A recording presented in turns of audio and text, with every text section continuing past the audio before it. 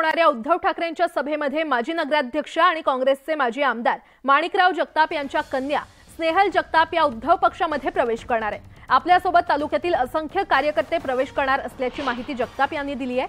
मागील 5 वर्षातील आपलं काम पाहून जनता आपल्या मागे उभी राहील असा आशावाद त्यांनी व्यक्त केलाय। त्यामुळे महाड विधानसभेत शिंदे शिवसेनेचे आमदार भरत गोगावले यांना कडवं आव्हान उभं राहिल्याचं चित्र आतापासूनच निर्माण झालेलं आहे। चांदे क्रीडांगणावरती आदरणीय महाराष्ट्राचे लाडके नेतृत्व, महाराष्ट्राचे माजी मुख्यमंत्री उद्धवजी बाळासाहेब ठाकरे यांच्या नेतृत्वाखाली जाहीर पक्षप्रवेश सोहळा या ठिकाणी संपन्न होत आहे।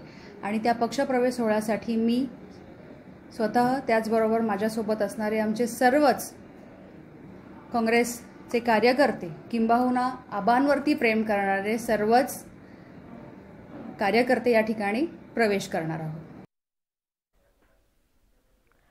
जळगावात ठाकरे गटाचे संपर्क प्रमुख संजय सावंत यांनी गुलाबराव पाटलांवर घणाघाती टीका केलेली आहे। जळगावमध्ये गुलाबराव पाटलांना 4 मुंड्या चित केलाय। आता प्रत्येक गावागावात कार्यकर्ता तयार करून गुलाबराव पाटील का नको हे आपल्याला सांगावं लागेल असं सावंत म्हटले। भाषणामध्ये डायलॉग नाही, खरी परिस्थिती आहे।